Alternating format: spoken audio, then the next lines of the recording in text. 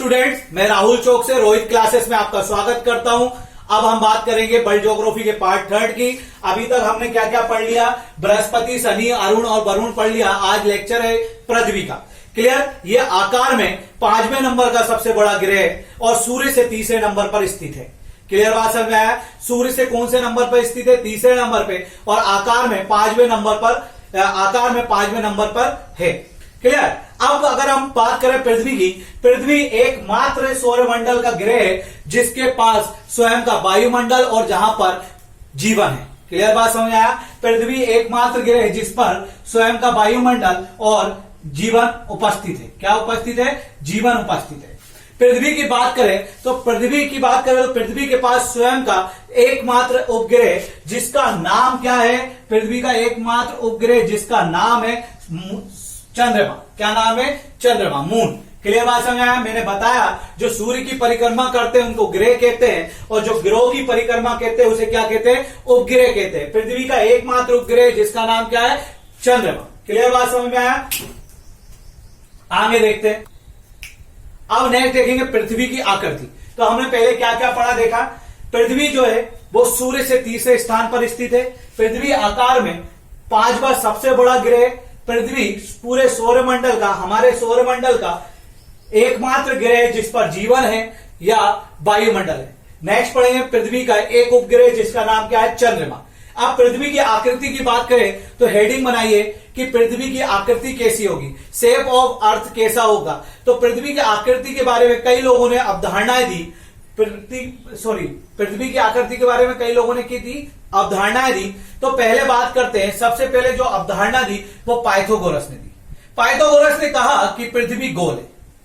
Pythagoras ने क्या बताया? पृथ्वी कैसी है? गोल। अगर आपसे पूछा जाए पाइथागोरस के अकॉर्डिंग पृथ्वी कैसी है तो गोल है। क्लियर? फिर न्यूटन आए, जबकि न्यूटन ने पृथ्वी को नारंगी के समान बताया। न्यूटन ने पृथ्वी को कैसा बताया? नारंगी के समान। तो मैं बता रहा हूं पाइथागोरस ने पृथ्वी की आकृति कैसी बताई थी? गोल बताई थी, जबकि न्यूटन ने नारंगी के समान बताई। फिर जेम्स जीन आए। कौन आए? जेम्स जीन ने इस पृथ्वी को कैसा बताया? नाशपाती के समान बताया। क्लियर? कैसा बताया? नाशपाती के समान बताया। फिर से बता रहा हूं, पृथ्वी की आकृति के बारे में अवधारणा देने वाले सबसे पहले थे पाइथागोरस, और पाइथागोरस ने इसको गोल बताया था, जबकि न्यूटन ने पृथ्वी को नारंगी के समान बताया था, और जबकि आपके जेम्स जीन ने इसको नाशपाती के समान बताया। लेकिन वास्तविक रूप से जो पृथ्वी है वो जायगोट के समान है। जायगोट क्या है? बायो पढ़ेंगे तो बताऊंगा जायगोट क्या होता है। ये पृथ्वी कैसी है? जायगोट के समान है, अर्थात ऊपर से चपटी है। आकार में कैसी है? ऊपर से चपटी है, और नीचे से भी क्या है? ये चपटी है। पृथ्वी कैसी है? आपकी जायगोट के समान है। क्लियर बात समझ में आई? अभी तक हमने क्या पढ़ा? पृथ्वी जो है आकार में 5वें नंबर की ग्रह है, जबकि दूसरा पॉइंट क्या पढ़ा? पृथ्वी सूर्य से तीसरे स्थान पर स्थित है। फिर क्या पढ़ा? पृथ्वी सौरमंडल का एकमात्र ग्रह जिसपे जीवन है। पृथ्वी का एकमात्र उपग्रह जिसका नाम क्या है? चंद्रमा। पृथ्वी की आकृति के बारे में किस किसने बताया? पहले पाइथागोरस ने क्या बताया? गोल। फिर आपके न्यूटन ने क्या बताया? नारंगी है। और उसके बाद जेम्स जीन ने क्या बताया? नाशपाती के समान है। लेकिन एक्चुअल में है कैसी? जायगोट के समान है। पृथ्वी अपने अक्ष पर, पृथ्वी जो है अपने एक्सिस पर पृथ्वी अपने एक्सिस पर 23.5 डिग्री झुकी हुई है। क्लियर? पृथ्वी अपने अक्ष पर 23.5 डिग्री झुकी हुई है, जबकि सूर्य के सापेक्ष कितनी झुकी हुई है? 66.5 डिग्री झुकी हुई है। जबकि सूर्य के सापेक्ष कितनी झुकी हुई है? 66.5 डिग्री झुकी हुई है। तो मैंने क्या बताया? पृथ्वी अपने अक्ष पर 23.5 डिग्री झुकी हुई है, जबकि सूर्य के सापेक्ष 66.5 डिग्री झुकी हुई है। क्लियर? अब आगे चलते हैं, नेक्स्ट टॉपिक डालेंगे अपन पृथ्वी की घूर्णन गति। यहां से अब चैप्टर चालू होता है में। क्लियर? पृथ्वी की घूर्णन गति। पृथ्वी की घूर्णन गति की बात करें तो पृथ्वी अपने अक्ष पर पश्चिम से पूर्व की ओर घूमती है। क्लियर? पृथ्वी की घूर्णन गति बोले तो रोटेशन ऑफ अर्थ। क्लियर? अपने अक्ष पर घूमना मतलब अपने एक्सिस पे घूमना है। ऐसे अपने अक्ष पे घूमने की बात करें तो पृथ्वी जो है वो पश्चिम से कहां की ओर घूमती है, पूर्व की ओर घूमती है। मतलब पश्चिम से कहां की ओर घूमती है, पूर्व की ओर घूमती है, पश्चिम से पूर्व की ओर घूमती है। क्लियर बात समझ में आया। और जब ये अपने अक्ष पर घूमती है तो इसको पूरा एक चक्कर लगाने में 23 घंटे 56 मिनट 23 घंटे 56 मिनट और 48 सेकंड का समय लगता है। कभी आप पूरा पूछता है, क्लियर, तो क्या कितने घंटे, 23 घंटे 56 मिनट 48 सेकंड का समय लगता है। मैं क्या बता रहा हूं, पृथ्वी की घूर्णन गति, रोटेशन, अपने अक्ष पर घूमना, और ये अपने अक्ष पर पश्चिम से पूर्व की ओर घूमती है और घूमने में एक चक्कर पूरा तय करने में कितना समय लगता है, 24 घंटे 56 मिनट 48 सेकंड। क्लियर बात समझ में आ गया। और जब ये घूमती है तो जब अपने अक्ष पे घूमती है तो इसकी चाल क्या होती है, चाल अगर पूछ ली, हाँ भाई, अब हम अगर चाल की बात करें तो चाल देखें, पृथ्वी अपने अक्ष पर कितनी की चाल से, स्पीड से, कितने की स्पीड से घूमती है। तो पहले बात करें मील पर डे में, किसमें बात करेंगे, मील पर डे में। फिर किसमें बात करेंगे, मील पर आवर में। फिर किसमें बात करेंगे हम, किलोमीटर पर आवर में। ये तीनों स्पीड पूछ ली जाती है किलोमीटर पर आवर में। अगर मील पर डे की बात करें तो 24,855 मील पर डे होती है। और अगर वो बात करें किसमें आपसे, कि अगर बताइए कि मील पर घंटे में कितनी होगी, तो मील पर घंटे में 1038 मील पर घंटे होती है। अगर वो बोले किलोमीटर में बताइए तो 1610 किलोमीटर पर घंटे होती है। क्लियर बात समझ में आ गया। अगर हम पृथ्वी की घूर्णन गति की बात करें तो पृथ्वी पश्चिम से पूर्व की ओर घूमती है अपने अक्ष पर, और इसको कुल समय लगता है 23 घंटे 56 मिनट 48 सेकंड का समय लगता है। और कितने की चाल से घूमती है, तो 24,855 मील पर डे के चाल से घूमती है, या 1038 मील पर घंटे की चाल से घूमती है, या 1610 किलोमीटर पर घंटे की चाल से घूमती है। अब देखते हैं घूर्णन गति के प्रभाव। नेक्स्ट पॉइंट आएगा घूर्णन गति के प्रभाव।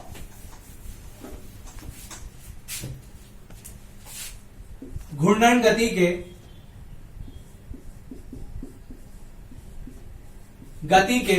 प्रभाव की बात करें तो घूर्णन गति के प्रभाव से क्या होता है, दिन रात का होना। क्योंकि ये 23 घंटे 56 मिनट 48 सेकंड में घूमती है, तो ये जब घूमती है तो इसके सामने कौन खड़ा होता है, सूर्य खड़ा होता है। कौन खड़ा होता है, सूर्य। जब ये घूमेगी तो कुछ समय तो यहां पे अभी सूर्य है, जब वापस घूमेगी तो ये वाला यहां पहुंचा जाएगा, तो क्या होता है, 12 घंटे का दिन, 12 घंटे की क्या होती है, रात। क्लियर बात समझ में आया। तो दिन व रात का होना, क्या होना बेटा, दिन व रात का होना, दिन व रात का होना। घूर्णन गति के कारण क्या होता है, दिन व रात का होना। दूसरा पॉइंट होगा ज्वार भाटा आना। ज्वार या ज्वार व भाटा आना। ज्वार व भाटा को क्या बोलेंगे हम, टाइड।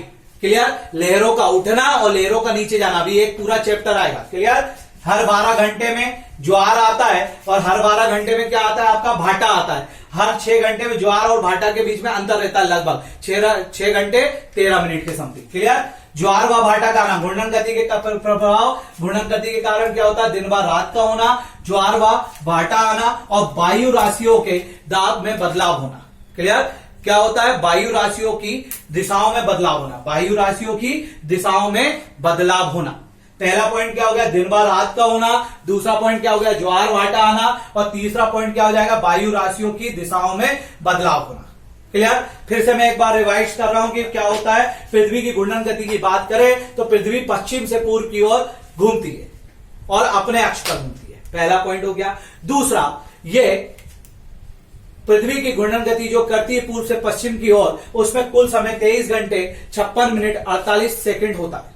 क्लियर, फिर बात करें कि इसकी चाल क्या होती है, तो 24,855 मील पर डे होती है, 1038 मील पर घंटे होती है, 1610 किलोमीटर पर घंटे होती है। इसके कारण प्रभाव क्या होता है, इसके कारण दिन व रात होते हैं। दिन व रात किसके कारण होते हैं, तो घूर्णन गति के कारण होते हैं। दूसरा पूछता है ज्वार और भाटा आता है, ज्वार और भाटा आता है। तीसरा पॉइंट होता है ज्वार भाटा कैसे आएगा, कि जब पृथ्वी घूमेगी तो यहां का गुरुत्व और ये सन का गुरुत्व दोनों का काम करेगा, इसलिए यहां का ज्वार भाटा आने की कंडीशंस रहती है। क्लियर, अब आगे बात करते हैं, जब सूर्य का गुरुत्व यहां होगा तो इसका गुरुत्व कम हो जाएगा, बाद में बताएंगे जब ज्वार भाटा पड़ेंगे। और तीसरा पॉइंट होता है वायु राशियों के दिशाओं में बदलाव होना। वायु राशियों के दिशाओं में बदलाव होना, ये एक चैप्टर पूरा का पूरा आएगा।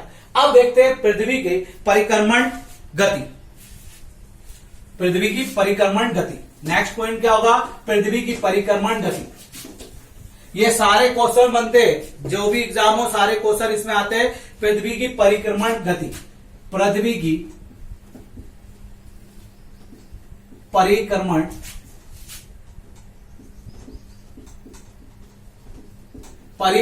पृथ्वी की परिक्रमण गति के प्रभाव।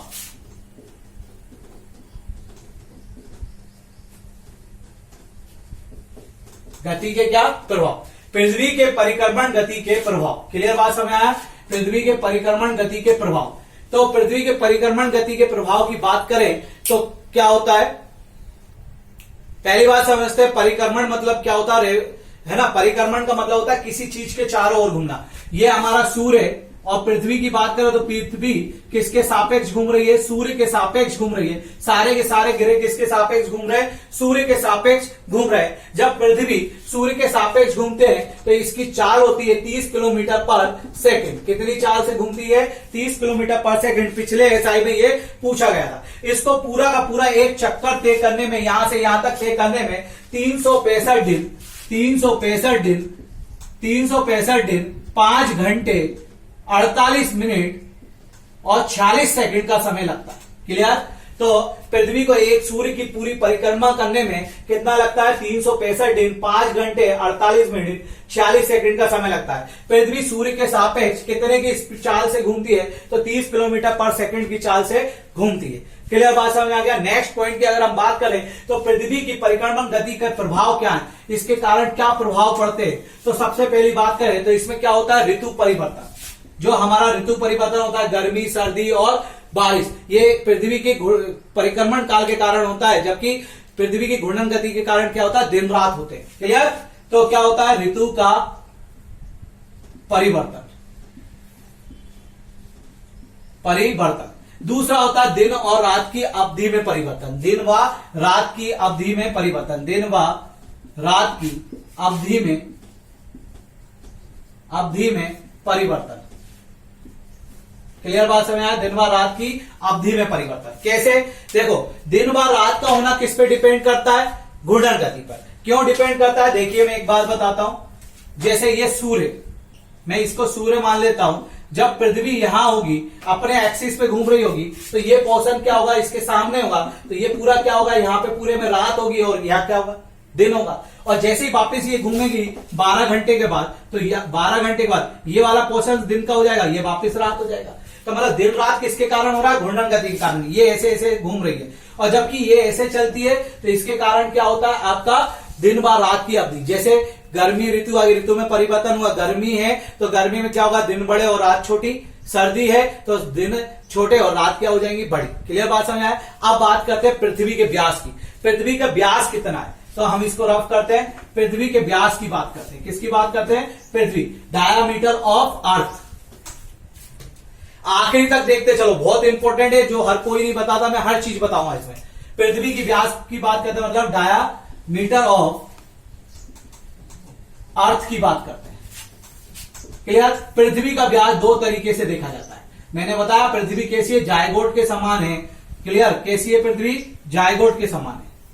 जायगोट के समान मतलब ऊपर से और नीचे से चपटी और लगभग गोल है, अंडे की जैसी। क्लियर। अगर पृथ्वी की पूछा जाए कि सबसे पहले अवधारणा किसने दी थी आकृति की, पाइथागोरस ने। कैसा बताया था, गोल बताया था। दूसरा न्यूटन, कैसा बताया, नारंगी। तीसरा जेम्स जीन, कैसा बताया, नाशपाती के समान। है वास्तविक रूप से कैसी, जायगोट। जायगोट क्या होता है, जब बायो में पढ़ोगे आप, है ना, तब आपको पता चलेगा शुक्राणु और जब अंडाणु मिलते हैं, पुरुष के शुक्राणु और महिला के अंडाणु मिलते हैं तो जायगोट का निर्माण होता है।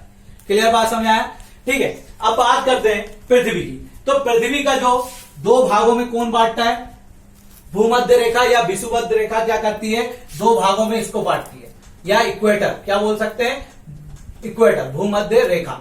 भूमध्य रेखा क्या करती है, पृथ्वी को दो भागों में बांटती है। ऊपर का हो जाता है उत्तरी गोलार्ध मतलब नॉर्थ हेमिस्फीयर, और नीचे का हो जाता है दक्षिणी गोलार्ध मतलब साउथ हेमिस्फीयर। क्लियर बात समझा। जब पृथ्वी भूमध्य रेखा जब पृथ्वी को दो भागों में बांटती है तो ऊपर का भाग क्या हो जाता है, उत्तरी गोलार्ध, नीचे का भाग दक्षिणी गोलार्ध हो जाता है। और इसका सबसे ज्यादा व्यास जो होता है, डायामीटर होता है, वो कहां होता है, भूमध्य रेखा पर ही होता है। तो पृथ्वी का डायामीटर जो है भूमध्य रेखा पे कितना होता है आपका 12,756 किलोमीटर, 12,756 किलोमीटर। क्लियर है ना। यहाँ डाया कम होगा, यहाँ कम होगा, पर यहाँ पृथ्वी के ये जो भूमध्य रेखा इस पर डाया क्या होता है सबसे ज्यादा। और अगर आपसे पूछा जाए कि पृथ्वी का पश्चिम से पूर्व तक क्या डायमीटर या कितनी लंबाई है, तो 12,756 किलोमीटर है।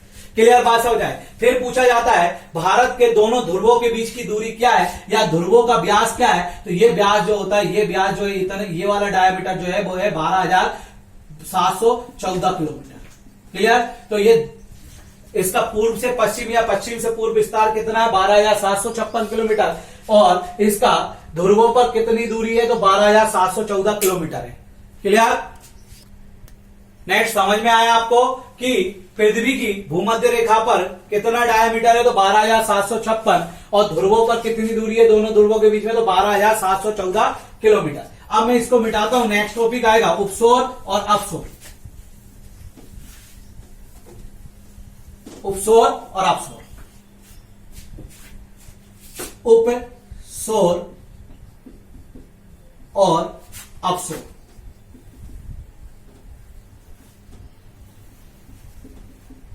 क्लियर। इसको इंग्लिश में बोलते हैं पेरीहेलन और इसको एपहेलन। क्लियर। अब उपसौर और अपसौर की बात करें तो उपसौर और अपसौर के लिए हम एक डायग्राम बनाते हैं। यह है आपका सूर्य,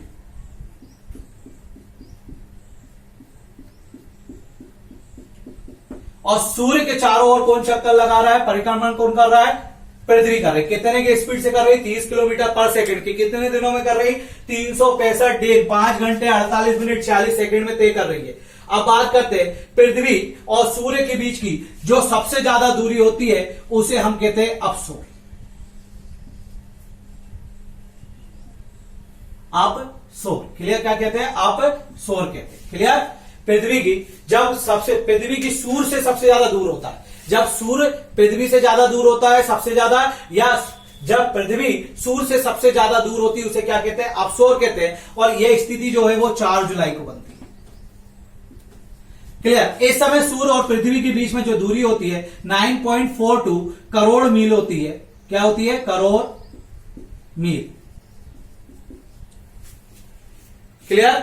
करोड़ मील होती है। क्लियर। और किलोमीटर में अगर देखा जाए तो 15.2 वर्ग किलोमीटर करोड़ होता है। तो मैंने क्या बताया, जब पृथ्वी सूर्य से सबसे ज्यादा दूर होती है उसे क्या कहते हैं, अपसौर कहते हैं। और अपसौर कब होता है, ये 4 जुलाई को होता है, डिसाइडेड होता है। और इस समय क्या होता है, 9.42 करोड़ मील दूरी होती है सूर्य और पृथ्वी की। और अगर ऐसा देखा जाए तो किलोमीटर में 15.21 किलोमीटर करोड़ होती है। नेक्स्ट हम बात करते हैं कि जब पृथ्वी सूर्य के सबसे नजदीक होती है, जब पृथ्वी सूर्य के सबसे नजदीक होती है तो उसे उपसौर कहते हैं। उपसौर कहते हैं। और ये जो स्थिति बनती है वो 3 जनवरी को बनती है। दोनों पेपर में आ चुका है, इसलिए अगली हो सकता है तुम्हारे पीएससी के पेपर में आ जाए। क्लियर। और 3 जनवरी होती है, और इस बीच दूरी कितनी होती है 9.15 मील करोड़। क्लियर। और किलोमीटर में होती है 14.70 किलोमीटर करोड़। क्लियर। मैंने क्या बताया, हम उपसौर और अपसौर पढ़ेंगे। जब सूर्य से सबसे ज्यादा दूर पृथ्वी होती है तो उसे क्या कहते हैं, उपसौर कहते हैं। और ये कब होती है, 4 जुलाई को होती है। कितनी दूरी होती है, 9.42 मील करोड़ होती है, और 15.21 करोड़ किलोमीटर होती है। अब यह बात करें उपसौर की, तो उपसौर क्या होता है, जब सूर्य से पृथ्वी सबसे ज्यादा नजदीक होती है उसे उपसौर बोलते हैं। और यह स्थिति 3 जनवरी को होती है, और 3 जनवरी को होती है। इस समय दूरी 9.15 मील करोड़ होती है, और जबकि किलोमीटर में 14.70 किलोमीटर करोड़ होती है। हाँ भाई, अब नेक्स्ट टॉपिक जो आएगा वो आएगा आपका अक्षांश। क्लियर बात समझ आए। अक्षांश क्या होते हैं, और अक्षांश आज तक आपने ऐसे नहीं पढ़े होंगे। बिल्कुल अक्षांश का टॉपिक बिल्कुल ध्यान से देखना। क्लियर। अक्षांश की बात करें तो अक्षांश की बात करें तो अक्षांश क्या होते हैं पहले तो ये समझते हैं, मतलब लैटिट्यूड। इंग्लिश में क्या बोलेंगे, लैटिट्यूड। अक्षांश की बात करें, ये हमारी पृथ्वी है। क्लियर बात समझ आया। ये हमारी क्या है, पृथ्वी। पृथ्वी में बात करें कि पृथ्वी में दो भागों में, पृथ्वी को दो भागों में कौन बांटता है? भूमध्य रेखा बांटती है। ऊपर का उत्तरी गोलार्ध, नीचे का दक्षिणी गोलार्ध हो जाता है। अब बात करें इसमें उत्तरी गोलार्ध और दक्षिणी गोलार्ध हो जाता है। पहले उत्तरी गोलार्ध की बात करें। हम भूमध्य रेखा का सेंटर लें और यहां से बनाए 1 डिग्री यहां, 2 डिग्री यहां, 3 डिग्री यहां, 4 डिग्री यहां, 5 डिग्री यहां, 6 डिग्री यहां, 7 डिग्री यहां, ऐसे करके यहां तक कितने डिग्री हो जाएंगे? 90। ऐसे 1 डिग्री यहां, 1 डिग्री यहां, 1 डिग्री यहां, 1 डिग्री यहां, 1 डिग्री यहां। मैंने क्या बताया? प्रत्येक डिग्री पे भूमध्य रेखा से प्रत्येक डिग्री पर भूमध्य रेखा के समांतर खींची गई रेखाओं को अक्षांश कहते हैं, या भूमध्य रेखा के समांतर रेखा समांतर कोणात्मक दूरी को क्या कहते हैं? अक्षांश कहते हैं। ये देखो 1 डिग्री पे 1 अक्षांश, 2 डिग्री पे 2 अक्षांश, 3 डिग्री पे 3 अक्षांश, 4 डिग्री पे 4 अक्षांश, 5 डिग्री पे 5 अक्षांश, 6 डिग्री पे 6, और ऐसे करके कितने अक्षांश हो जाएंगे? 90 डिग्री तक। मैंने क्या बताया? भूमध्य रेखा के समांतर प्रत्येक डिग्री पे खींची गई रेखाओं को अक्षांश कहते हैं। क्लियर बात समझ आया? और ऐसे कितने अक्षांश होंगे उत्तरी गोलार्ध में? 90 हो जाएंगे। क्लियर? और ऐसे ही सेम 90 अक्षांश कहां हो जाएंगे? नीचे हो जाएंगे। तो अक्षांशों की कुल संख्या कितनी हो गई भाई? ऊपर 90, नीचे 90, तो कितनी हो गई? 180। अक्षांशों की कुल संख्या कितनी हो गई? 180 हो गई। अगर क्वेश्चन आए कि भूमध्य रेखा को मिलाकर अक्षांशों की संख्या कितनी है, तो भूमध्य रेखा को मिलाकर अक्षांशों की संख्या कितनी हो जाएगी? 181। मैंने क्या बताया कि प्रत्येक डिग्री पर भूमध्य रेखा के समांतर खींची गई रेखाओं क्या कहते हैं? अक्षांश। तो ऊपर ये जो क्या होंगे? ये अक्षांश हो जाएंगे 90, और नीचे 90 हो जाएंगे। उत्तरी गोलार्ध में 90, दक्षिणी गोलार्ध में 90 हो जाएंगे। नॉर्थ हेमिस्फीयर में 90 और साउथ हेमिस्फीयर में 90 हो जाएंगे। क्लियर बात समझ आए? जब इतने अक्षांश हो जाएंगे, टोटल कितने हो जाएंगे? पृथ्वी पर टोटल कितने अक्षांश है? 180 है। ये काल्पनिक रेखाएं कैसी है? काल्पनिक रेखाएं, इमेजिनरी लाइन से। क्लियर? इमेजिनरी लाइन से, रियल लाइन नहीं है, इमेजिनरी लाइन से काल्पनिक रेखाएं, काल्पनिक रेखाएं। और ये जो अक्षांश है वो दूरी को प्रदर्शित करते हैं। क्लियर बात समझ आए? आज आप समुद्र में घूम रहे हो तो समुद्र में आपको बताना पड़ेगा कि मैं इतने उत्तरी अक्षांश पे खड़ा हूं, मैं इतने उत्तरी अक्षांश और इतने देशांतर के बीच में खड़ा हूं, तो उससे आप दूरी पता कर सकते हैं। दो अक्षांशों के बीच की जो दूरी होती है वो 111 किलोमीटर होती है। कितनी होती है? 111 किलोमीटर होती है। दो अक्षांशों के बीच की दूरी कितनी होती है? 111 किलोमीटर होती है। और अक्षांश किसको दर्शाते हैं? दूरी को दर्शाते हैं। टोटल अक्षांश कितने? 180। भूमध्य रेखा को मिला के कितने? 181। अब दो विशेष अक्षांश है। यहां पर क्या है? दो विशेष अक्षांश। लिखते चलो जैसा बताता चल रहा हूं। यहां पर दो विशेष अक्षांश है जिसकी हम बात करते हैं। अब आप समझना कैसे विशेष अक्षांश है। मान लीजिए 21 मार्च का दिन है। कितने का दिन है? 21 मार्च का। मैं इसको और थोड़ा सा छोटा कर देता हूं। 21 मार्च का दिन, 21 मार्च के दिन की बात हो रही है। 21 मार्च का दिन है। 21 मार्च 21 मार्च के दिन क्या है? सूर्य यहां पर है। क्लियर? मैं आपको समझाने के लिए समझा रहा हूं। 21 मार्च को सूर्य कहां पर है? यहां पर है। अब सूर्य क्या होगा? धीरे धीरे ऊपर की तरफ जाएगा। क्लियर? 21 मार्च के बाद सूर्य कहां जाएगा? धीरे धीरे ऊपर की तरफ जाएगा। और हमने देखा सूर्य यहां पहुंचा, और जब यहां पहुंचा तो हमने देखा यहां कितना डिग्री है, तो हमने देखा 23.5 डिग्री। 23.5 डिग्री। इसके ऊपर सूर्य जा ही नहीं रहा। क्लियर बात समझ आए? पहले 21 मार्च को यहां था और सूर्य कहां तक पहुंचा, हमने उसको कैलकुलेट किया, यहां तक पहुंचा, इससे ऊपर नहीं गया। और यहां पे कितना था? 23.5 डिग्री। और इस दिन डेट क्या थी? 1 जून, 21 जून। कितनी थी? 21 जून। मतलब ये कहने का मतलब है सूर्य परपेंडिकुलर था इक्वेटर पर 21 मार्च को। क्लियर? या 21 मार्च को सूर्य लंबवत था। किसके लंबवत चमक रहा था? भूमध्य रेखा के लंबवत चमक रहा था। भूमध्य रेखा के लंबवत चमक रहा था। अगर सूर्य यहां पर 21 मार्च को था तो बेटा इसकी रोशनी जहां पर यहां पर जितनी जाएगी यहां पर भी उतनी जाएगी। तो 21 मार्च के दिन और रात उत्तरी गोलार्ध में और दक्षिणी गोलार्ध के दिन और रात क्या होते हैं? बराबर होते हैं। अब सूर्य क्या क्या धीरे धीरे धीरे धीरे ऊपर गया और देखा कि सूर्य कहां तक जा रहा है? 23.5 डिग्री उत्तरी अक्षांश तक जा रहा है।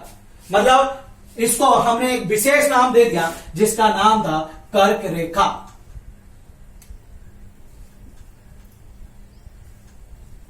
Tropic of Cancer. क्या दे दिया? Tropic of Cancer. क्या नाम दे दिया? एक लाइन खींची जहां तक सूर्य जा रहा था और देखा कितना डिग्री है, तो 23.5 डिग्री है, उसको हमने एक नाम दे दिया कर्क रेखा, ट्रॉपिक ऑफ कैंसर। मतलब जब सूर्य कर्क रेखा पर, ट्रॉपिक ऑफ कैंसर पर परपेंडिकुलर या लंबवत चमकता है, तो उस दिन उसको क्या कहते हैं? कर्क संक्रांति कहते हैं। क्या कहते हैं? कर्क संक्रांति। तो ये कब होता है? 21 जून को होता है। इसीलिए उत्तरी गोलार्ध का सबसे बड़ा दिन होता है 21 जून। इसीलिए उत्तरी गोलार्ध का सबसे बड़ा दिन कौन सा होगा? 21 जून। और सबसे छोटी रात भी क्या हो जाएगी? 21 जून हो जाएगी। क्लियर बात समझ आया? क्लियर। अब आगे बात करें, सबसे बड़ा दिन क्या होता है? 21 जून होता है। और दक्षिणी गोलार्ध का क्या हो जाएगा? सबसे छोटी रात हो जाएगी 21 जून को। भाई सबसे बड़ा दिन 21 जून को कहां होता है? उत्तरी गोलार्ध में। तो सबसे छोटी रात कहां होगी? दक्षिणी गोलार्ध में होगी। बात बताई कि सूर्य 21 मार्च को यहां था, धीरे धीरे ऊपर खिसकता है और वो जिस लाइन पे परपेंडिकुलर चमकता है उसको हमने बोला कर्क रेखा। और ये कब होता है? 21 जून को होता है। इसीलिए उत्तरी गोलार्ध का सबसे बड़ा दिन कौन सा होता है? 21 जून होता है। अब वापिस सूर्य नीचे आना चालू करेगा, है ना? वापिस सूर्य कहां आएगा? धीरे धीरे धीरे धीरे धीरे धीरे करके वापिस नीचे आएगा और 23 सितंबर को वापिस सूर्य कहां आ जाएगा? हमारी भूमध्य रेखा पर आ जाएगा। 23 सितंबर को सूर्य वापिस हमारी भूमध्य रेखा को हो जाएगा और भूमध्य रेखा पे आ जाएगा। तभी हमें पता चलेगा जो कंडीशन 21 मार्च को थी वही 23 सितंबर को होगी। फिर उत्तरी गोलार्ध और दक्षिणी गोलार्ध का दिन कैसा होगा? बराबर होगा। दिन और रात दोनों बराबर होगी। फिर सूर्य धीरे धीरे कहा जाएगा? नीचे की ओर जाएगा। और हम देखते हैं 23 सितंबर के बाद सूर्य जैसे जैसे नीचे जाता है तो हमारे यहाँ क्या पड़ना चालू हो जाती है? ठंड पड़ना चालू हो जाती है। वैसे 21 मार्च के बाद जब जैसे ऊपर जाता है तो हमारे यहाँ गर्मी चालू हो जाती है, तो नीचे जाता है तो यहाँ पर क्या हो जाती है? ठंड का मौसम चालू, ठंड ऋतु चालू हो जाती है, शीत ऋतु चालू हो जाती है। और ये 22 दिसंबर को कहां पहुंच जाता है? नीचे। हमने जब उसको कैलकुलेट किया तो वो भी क्या था? 23.5 डिग्री था। और उसको हमने नाम क्या दे दिया? मकर संक्रांति नाम दे दिया, मकर रेखा नाम दे दिया। मकर रेखा बोले तो ट्रॉपिक ऑफ कैप्रिकॉर्न नाम दे दिया उसको। क्या नाम दे दिया? ट्रॉपिक ऑफ कैप्रिकॉर्न नाम दे दिया। मैंने क्या बताया कि दक्षिणी गोलार्ध का सबसे बड़ा दिन कौन होगा? 22 दिसंबर होगा। और जबकि उत्तरी गोलार्ध का सबसे छोटी रात कौन सी हो जाएगी? 22 दिसंबर की हो जाएगी। क्लियर बात समझ में आ रहा है? सबसे बड़ी रात कौन सी हो जाएगी? 22 दिसंबर की हो जाएगी। क्लियर बात समझ आया? थोड़ा सा इसमें कंफ्यूजन है, मैं फिर से क्लियर कर दे रहा हूं कि क्या होता है। 21 मार्च को सूर्य भूमध्य रेखा पर लंबा चमकता है, इसीलिए उत्तरी और दक्षिणी गोलार्ध के दिन और रात क्या होते हैं? बराबर होते हैं। दिन और रात क्या होते हैं? बराबर होते हैं। जैसे जैसे सूर्य ऊपर जाता है और हमने देखा वो 23.5 डिग्री तक पहुंचता है, उसका नाम हमने क्या रख दिया? कर्क रेखा रख दिया। मतलब इस दिन वो कर्क रेखा पर लंबा चमकता है। और कौन सी तारीख थी? 21 जून थी। और 21 जून को उत्तरी गोलार्ध का सबसे बड़ा दिन होता है। यही कारण है 21 जून को हम योग दिवस मनाते हैं। पहले हम राष्ट्रीय योग दिवस मनाते थे, लेकिन 2015 से वो अंतरराष्ट्रीय योग दिवस हो गया। हमारे साथ कुछ और देश 21 जून को योग दिवस बनाने लगे हैं। क्लियर बात समझ में आया? और जैसे ही यहां चमकता है तो ये उत्तरी गोलार्ध का सबसे बड़ा दिन 21 जून हो जाता है। तो 21 जून को दक्षिणी गोलार्ध पे क्या होगी? सबसे बड़ी रात हो जाएगी। क्लियर बात समझ में आया? नेक्स्ट जैसे जैसे फिर जून में जैसे मार्च से ऊपर जाता है, जून तक हमारी गर्मी बढ़ती जाती है। जून के बाद वापस धीरे धीरे नीचे आने लगता है। हमारे यहाँ गर्मी थोड़ी सी कम होना चालू हो जाती है। और वो कब पहुंचता है? 23 सितंबर को कहां पहुंच जाता है? वापस भूमध्य रेखा पर पहुंच जाता है। और इस दिन फिर दिन और रात उत्तरी और दक्षिणी गोलार्ध के क्या होते हैं? बराबर होते हैं। क्लियर बात समझ आई? फिर वापस धीरे धीरे वो कहां जाना चालू करता है? नीचे की ओर, दक्षिणी गोलार्ध की ओर खिसकना चालू करता है। और धीरे धीरे जब नीचे आता है तो 22 दिसंबर को फिर 23.5 डिग्री पर नीचे पहुंचता है दक्षिणी गोलार्ध पे, जिसका नाम मकर रेखा रखा, ट्रॉपिक ऑफ कैप्रिकॉर्न रखा। और इस दिन क्या होता है? 22 दिसंबर को दक्षिणी गोलार्ध का सबसे बड़ा दिन और उत्तरी गोलार्ध की सबसे बड़ी रात होती है। ये हमारे अक्षांशों के बारे में था। क्लियर? आपसे पूछा जाए कि उत्तरी गोलार्ध का सबसे बड़ा दिन 21 जून क्यों होता है? क्योंकि सूर्य उस दिन कर्क रेखा पर लंबवत होता है। दक्षिणी गोलार्ध का 22 दिसंबर सबसे बड़ा दिन क्यों होता है? क्योंकि उस दिन सूर्य मकर रेखा, ट्रॉपिक ऑफ कैप्रिकॉर्न पर परपेंडिकुलर होता है। क्लियर बात समझ आया? ये दो विशेष अक्षांश है, कर्क रेखा और मकर रेखा। अब हम अक्षांश का फिर से रिवीजन करते हैं। अक्षांश क्या है? भूमध्य रेखा के समांतर प्रत्येक कोण पर खींची गई समांतर रेखाओं को क्या बोलते हैं? अक्षांश। अक्षांश किसको दर्शाते हैं? दूरी को दर्शाते हैं। और अक्षांशों के बीच की दूरी कितनी होती है? 111 किलोमीटर होती है। क्लियर बात समझ आए? तो ऊपर उत्तरी गोलार्ध में कितने अक्षांश है? 90। दक्षिणी गोलार्ध में कितने? 90, टोटल कितने हो गए 180, भूमध्य रेखा को मिलाकर कितने हो गए 181 हो गए। क्लियर। फिर बाकी दो विशेष अक्षांश है, पहले कर्क रेखा, दूसरी मकर रेखा। कर्क रेखा पर सूर्य क्या होता है, लंबा चमकता है 21 जून को, और मकर रेखा पर 22 दिसंबर को। बाकी आपने नोट्स बनाए लिए होंगे। अब नेक्स्ट टॉपिक जो आता है आपका आता है देशांतर। देशांतर की बात करें, देशांतर की बात करें तो देशांतर क्या होते उसको देखते हैं। लॉन्गिट्यूड, देशांतर को इंग्लिश में क्या बोलेंगे, लॉन्गिट्यूड।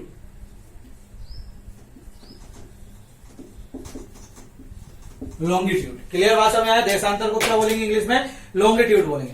देशांतर रेखाओं की बात करें तो हमने देखा कि मैं अगर अपने चारों ओर घूमता हूं ऐसे, तो वो कितना हो जाएगा 360 डिग्री। ये पेन के चारों ओर भी कितना होगा 360 डिग्री। हर वस्तु के चारों ओर कितना होता है 360 डिग्री। तो हमारी जो पृथ्वी है उसके भी चारों ओर कितना होगा 360 डिग्री ही होगा। हमारे पृथ्वी के भी चारों ओर क्या होगा 360 डिग्री। और प्रत्येक 1 डिग्री पर क्या खींचा गया, एक देशांतर। प्रत्येक 1 डिग्री पर क्या खींचा गया है, एक देशांतर क्या खींचा गया है। इसका मतलब क्या है, हमारे पृथ्वी के 360 डिग्री है, और तो पृथ्वी पर कितने भी देशांतर होंगे तो 360 देशांतर होंगे। कितने देशांतर होंगे, 360 ही देशांतर होंगे। क्लियर बात समझ आया। पृथ्वी पे कितने देशांतर होंगे, 360 देशांतर होंगे। 1 मिनट इसको और थोड़ा सा अच्छे से कर देता हूं। कितने देशांतर होंगे, 360 देशांतर होंगे। क्लियर। अब 360 देशांतर होंगे तो देशांतर का कार्य क्या है, जैसे अक्षांश दूरी को दर्शाते थे वैसे ही देशांतर किसको दर्शाते, समय को दर्शाते। देशांतर किसको दर्शाते, समय को दर्शाते। और एक देशांतर इक्वल टू कितना मिनट होता है, 4 मिनट होता है। या 1 डिग्री इक्वल टू या एक देशांतर इक्वल टू कितना मिनट होता है, 4 मिनट होता है। कितना मिनट होता है, 4 मिनट। क्लियर बात है। एक अक्षांश एक देशांतर इक्वल टू कितना होता है, 4 मिनट, है ना। दो देशांतरों के बीच की दूरी होती है 111.32 किलोमीटर। दो देशांतरों के बीच की दूरी कितनी होती है, 111.32 किलोमीटर। क्लियर बात समझा। मैंने बताया देशांतर कितने होते हैं, 360 होते हैं, क्योंकि प्रत्येक डिग्री पर एक देशांतर खींचा गया। और देशांतर रेखा कहां से, उत्तर से दक्षिण की ओर खींची गई है। ये भी कैसी रेखाएं, काल्पनिक रेखाएं जो कि समय को दर्शाती हैं। और एक देशांतर इक्वल टू कितना होता है, 4 मिनट होता है। या 1 डिग्री देशांतर इक्वल टू क्या होता है, 4 मिनट होता है। अब हमने हमारे पूरे विश्व का समय एक ही माना है, 0 डिग्री देशांतर। क्लियर। और जो 0 डिग्री देशांतर है वो ब्रिटेन के लंदन के समीप, ब्रिटेन की राजधानी लंदन के समीप ग्रीनविच सिटी से गुजरा है। कहां से गुजरा है, 0 डिग्री देशांतर को हमने विश्व का मानक समय माना है। और ये विश्व का मानक समय ब्रिटेन के लंदन सिटी के, लंदन शहर के ग्रीनविच सिटी के नजदीक से निकला है। कहां से निकला है, ग्रीनविच सिटी से निकला है। अब ये जो विश्व का मानक समय जो रेखा है 0 देशांतर, उसके अंतर्गत कितने देश आते हैं, तो 7 देश, 2 महाद्वीप और 2 राजधानियों से होकर गुजरता है। 7 देश की बात करें तो 7 देश की बात करें तो पहला देश जो होता है वो आपका पड़ जाता है ब्रिटेन। पहला देश कौन सा पड़ जाता है, ब्रिटेन, और जिसकी राजधानी क्या है, लंदन। तो ब्रिटेन की राजधानी लंदन से भी गुजरता है। क्लियर। दूसरा देश आपका जो पड़ जाता है उसकी बात करें तो दूसरा देश आपका पड़ जाता है फ्रांस। फ्रांस की राजधानी क्या है, पेरिस, जो कि सीन नदी के पास है। क्लियर। तो पहला क्या हो गया आपका ब्रिटेन, जिसकी राजधानी क्या है, लंदन। दूसरा क्या हो गया, फ्रांस, जिसकी राजधानी क्या है आपकी, पेरिस। तीसरा हो जाता है स्पेन। स्पेन की राजधानी क्या है, मैड्रिड। क्या राजधानी है, मैड्रिड। आप बता रहे ये जो तीनों के तीनों देश है ये यूरोप महाद्वीप के। कौन से महाद्वीप के, यूरोप महाद्वीप के। पहला ब्रिटेन, दूसरा कौन सा हो गया, फ्रांस, और तीसरा कौन सा हो गया आपका, स्पेन। ब्रिटेन की राजधानी लंदन हो जाएगी, फ्रांस की पेरिस हो जाएगी, फिर आपकी स्पेन की राजधानी आपकी क्या हो जाएगी, मैड्रिड हो जाएगी। मैड्रिड हमारे संसार की दूसरी सबसे ऊंचाई पर स्थित राजधानी है। क्लियर बात समझ में आया कि मैड्रिड क्या है, हमारे संसार की दूसरी सबसे ऊंचाई पर स्थित राजधानी है। क्लियर बात समझ में आया। फिर जो आपका चौथा देश होगा वो होगा अल्जीरिया। अल्जीरिया जो है वो अफ्रीका महाद्वीप का है। कहां का है, अफ्रीका महाद्वीप का है। चौथा देश जो होगा वो क्या होगा आपका, अल्जीरिया होगा। और अल्जीरिया की राजधानी होगी अल्जीरियस। क्या राजधानी होगी, अल्जीरियस होगी। क्या राजधानी होगी, अल्जीरियस। क्लियर बात समझ आ गया? क्या राजधानी होगी? अल्जीरियस होगी। मैंने बताया पहला देश ब्रिटेन, दूसरा देश फ्रांस, तीसरा देश आपका क्या हो जाएगा? स्पेन। और तीनों के तीनों कौन से महाद्वीप के? यूरोप महाद्वीप के। फिर आपका चौथा देश कौन सा आ गया? अल्जीरिया। और पांचवा देश आ जाएगा माली। क्या देश आ जाएगा? माली। माली की राजधानी है बमाको। क्या राजधानी है माली की? बमाको राजधानी है ना। माली की क्या राजधानी है? बमाको। अल्जीरिया की अल्जीरिया से। फिर आ जाएगा बुर्किना फासो। क्या आ जाएगा? Burkina Faso. और बुर्किना फासो की राजधानी है ओगाडो। क्या राजधानी है? ओगाडोगा। क्या राजधानी है बुर्किना फासो की? ओगाडोगा। क्लियर बात हो जाए। फिर इसके बाद आ जाएगा आपका घाना। घाना की राजधानी क्या है? एकरा। क्या राजधानी है? एकरा राजधानी है। सॉरी, घाना की राजधानी अंकारा राजधानी। क्या राजधानी है? तो विश्व की मानक समय रेखा 0 देशांतर है। 0 देशांतर कितने देशों से गुजरती? 7। कहीं कहीं पे 8 भी बताते हैं। क्लियर बात समझ आया? एक और देश है जिसके बिल्कुल ठीक पास से सीमा से होते हुए गुजर जाती है। तो पहला कौन सा हो गया आपका? ब्रिटेन, राजधानी लंदन। दूसरा फ्रांस, राजधानी क्या हो गया आपकी? पेरिस। और तीसरा क्या हो गया आपका? स्पेन, राजधानी क्या हो गई? मैड्रिड होगी। और ये तीनों यूरोप महाद्वीप के। फिर आपका चौथा जो हो गया वो अल्जीरिया। अल्जीरिया की राजधानी अल्जीरिया। फिर आपका हो गया माली। माली की राजधानी क्या होगी? बमाको। फिर हो गया बुर्किना फासो, इसकी राजधानी ओगाडो। और फिर क्या हो गया आपका? घाना, जिसकी राजधानी एकरा। क्या राजधानी? एकरा। और ये चारों के चारों जो है वो अफ्रीका महाद्वीप के देश हैं। अफ्रीका महाद्वीप के देश हैं। देशांतर की फिर से बात करते हैं। देशांतर जो है वो समय को दर्शाते हैं। और एक देशांतर इक्वल टू कितना होता है? 4 मिनट होता है। या 1 डिग्री देशांतर इक्वल टू क्या होता है? 4 मिनट। जब विश्व 4 मिनट होता है। क्लियर बात समझ में आ गया? देशांतर समय के सूचांकक होते हैं या समय को दर्शाते हैं। क्लियर? आगे बात करें। देशांतरों की कुल संख्या 360 है। और 0 देशांतर रेखा कहां से गुजरी है? ब्रिटेन के लंदन शहर के ग्रीनविच सिटी के पास से गुजरी है।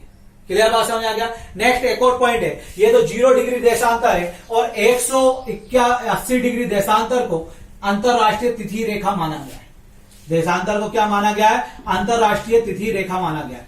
180 देशांतर को क्या माना गया है? अंतरराष्ट्रीय तिथि रेखा। यही 180 देशांतर आपके उत्तर अमेरिका महाद्वीप और एशिया को अलग भी करता है। अगर अभी मैप पे पढ़ेंगे तो यही 180 देशांतर रेखा जो अंतरराष्ट्रीय तिथि रेखा मानी गई है, ये एशिया और उत्तर अमेरिका महाद्वीप को क्या करता है? अलग करता है। यहां तक तो हमने पढ़ लिया। अब इसके बारे में थोड़ा सा हम क्वेश्चंस पूछ लेते हैं। उन क्वेश्चंस के आप क्या दोगे? जवाब। क्लियर बात समझ में आ गया? एक और बात है, जो अंतरराष्ट्रीय जो 0 मानक समय रेखा है उसके लिए वॉशिंगटन डीसी में बैठक हुई थी 22 अक्टूबर 1884 को। ये नोट कर लेना, पेपर में आ चुका है। तो जो 0 मानक समय रेखा, अंतरराष्ट्रीय 0 मानक समय रेखा है, उसके लिए वॉशिंगटन डीसी, अमेरिका की राजधानी, जो प्रशासनिक राजधानी है वॉशिंगटन डीसी, जो कि आपके पोटोमेक नदी पर है, चेसापी की खाड़ी पर है। वॉशिंगटन डीसी, वॉशिंगटन डीसी का मतलब होता है district, Washington district of Columbia. Clear बात समझ आया? ये 22 अक्टूबर 1884 को यहां पर मीटिंग हुई थी, बैठक हुई थी। किसके लिए? 0 डिग्री देशांतर मानक समय रेखा के लिए। कहां मानी जाए? क्लियर? अब यहां से मैं कुछ क्वेश्चंस पूछ रहा हूं, इसको जरूर पढ़िए। ये अक्षांश हो गए, देशांतर हो गए, अभी वर्ल्ड मैप भी आने वाला है। क्लियर? और लाइव क्लासेस अभी हम एमपीएसआई का बैच चालू करने वाले हैं। हो सकता है आपका जो एमपीएसआई का बैच है वो मंडे या ट्यूसडे से स्टार्ट हो जाए और उसमें हिंदी भी स्टार्ट होगी और फिर सारे सिलेबस एक साथ चलेंगे। और आप लोगों को बताइए, सब्सक्राइब करवाइए। तो पहला क्वेश्चन तो ये है कि 2 अक्षांशों के बीच की दूरी क्या होती है। दूसरा क्वेश्चन है 2 देशांतरों के बीच की दूरी क्या होती है। तीसरा, उत्तरी गोलार्ध का सबसे बड़ा दिन कौन सा होता है। 5वां, उपसौर के समय पृथ्वी और सूर्य के बीच की दूरी क्या होती है। बस यहीं तक ये क्वेश्चंस के आप जवाब दीजिए। और वीडियो पसंद आ रही हो और आप एमपीएसआई का बैच चालू करवाना चाहते हैं तो लाइक कीजिए, सब्सक्राइब कीजिए। और नए जितने भी बंदे आए वो भी क्या करें? सब्सक्राइब करें और लोगों को शेयर करें। जितने ज्यादा कमेंट्स आएंगे उतनी जल्दी हम एमपीएसआई और एक पीएससी का अलग से दोनों अलग अलग बैच स्टार्ट करेंगे। क्लियर? Thank you.